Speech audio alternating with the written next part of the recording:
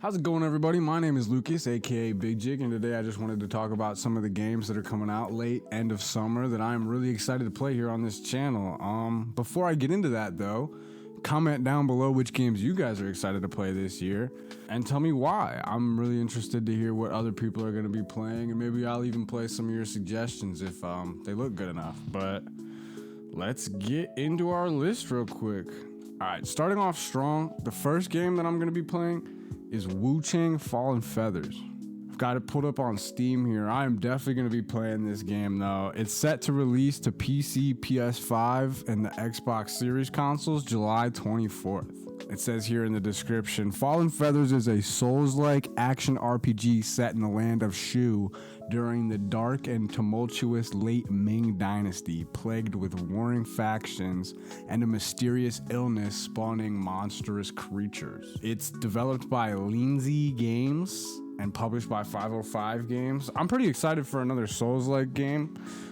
We've had like kind of a lot now, you know. We've got Elden Ring, Bloodborne, all those like FromSoft games, and then we've got other ones like the Jedi Fallen Order. We've got Lies of P. There's just so many Souls-like games out there, but personally, I never get sick of them. The standard edition is going to come out at $49.99, and then the deluxe edition is going to come out at $59.99. So I think I'm definitely just going to go for the deluxe edition, obviously. You get some extra cosmetic content, 4 unique outfits, and it also comes with some additional gear. You get 4 weapons as well as the 4 unique items.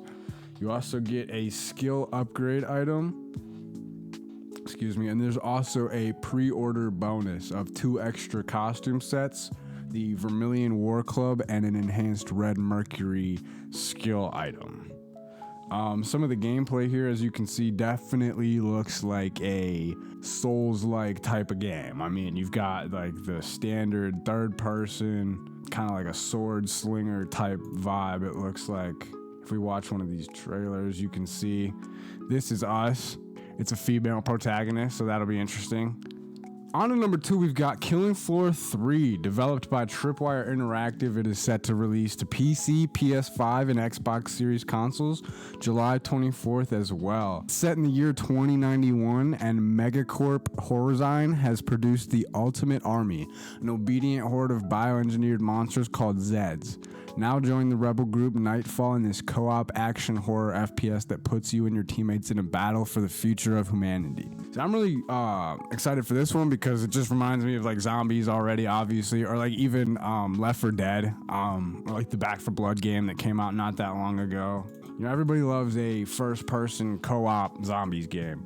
I'm not sure if they're gonna call these zombies or not, but I mean, come on, it looks like zombies. It's a horde, you know, so probably going to be very similar to Call of Duty Zombies or something like that.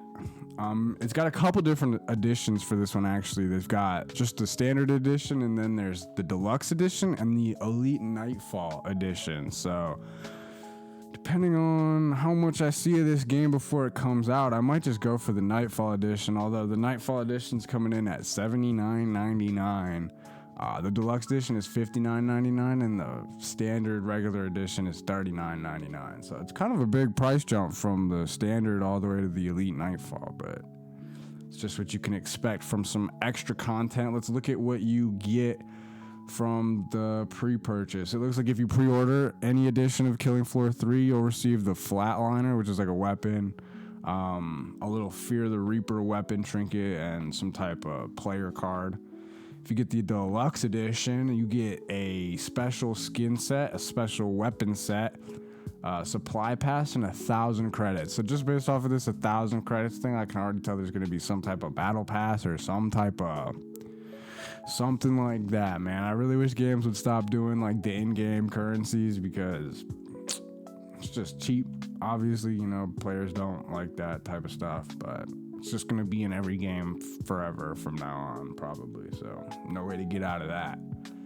And if you get the Nightfall edition, it comes with another specialist skin set, a weapon skin set, a 1-year premium Nightfall supply pass access, and 3,000 credits. So Seems like their additions are pretty heavily based off of how many like credits you get to start off with, as well as giving a couple skins and weapon sets. But yeah, this kind of looks like Doom also, just the way the wave like horde comes at you. I'm excited. Okay, for number 3, I've got Ninja Gaiden Ragebound. So if any of you guys have ever played the Ninja Gaiden games, you know that it's a pretty big series so far. There's been a couple of them. They're taking it back to like the side scroller kind of vibes though. For this one, it looks like they're keeping it true to like the roots of Ninja Gaiden, a brand new side-scrolling entry to the Ninja Gaiden series from the team behind Blasphemous. Ninja Gaiden Ragebound redefines the classic platformer saga in a spectacular, thrilling, and challenging ninja adventure.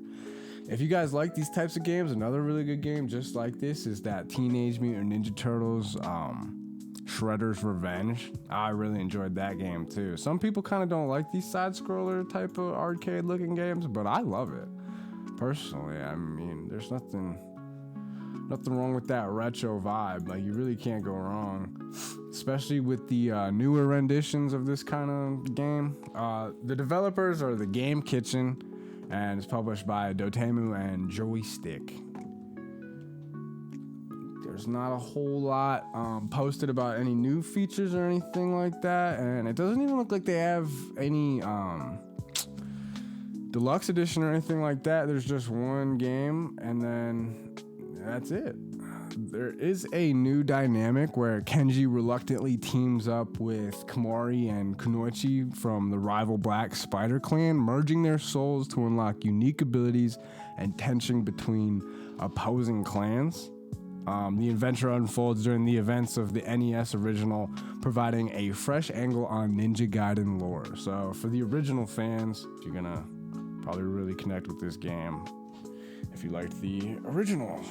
At number 4, we've got Mafia: The Old Country, releasing to PC, PS5, and Xbox Series consoles August 8th. It takes place in early 1900s Sicily. Fight to survive as Enzo Favara and prove your worth to the family in this immersive third-person action adventure. It was also specified everywhere that I saw that this is not going to be an open world game. This is going to be a very linear experience with some kind of like decision making mechanics in it. The deluxe is going to cost $59.99, whereas the standard edition is just going to be $49.99. If you go for the deluxe, you'll get 3 packs, including cosmetics. You get the Soldado pack, the Padrino pack, and the Gato Nero pack. As well as some bonus media. You get a digital art book and the original soundtrack. Just a note as well, the deluxe edition is going to be digital only. Only the standard edition includes a physical copy as of now. If you look at some of this gameplay, you can see they really stuck with kind of like the traditional third-person stealth shooter that they have gone with in the past, just adding some new features. It's supposed to be a prequel to the entire Mafia trilogy, so you're probably going to get some insight to some of the Mafia lore as well. In the trailer, you can see yourself riding in some cars and even on like a horseback and everything. So looks like it might be a pretty immersive game, even though it's only going to be like a linear experience and not an open world game this time around, which I think is kind of refreshing. You know, all these games coming out are just these open world games with all this content to do, and like I don't have time for all of these games to come out like that. I need something where it's just going to be a nice linear path through a couple missions, and you know, that's that. You get what you get from the game. You don't have to sit there for 100+ hours trying to collect everything and do all that. I'm sure there's going to be some collectibles and things like that, but it's refreshing to just have a story told to you for once, you know. As usual, it's developed by Hangar 13 and published by 2K. So, all right, and that concludes our video. Thank you for watching, and don't forget to leave a like, subscribe, and hit the bell so you can get my notifications. I will see you guys in the next video.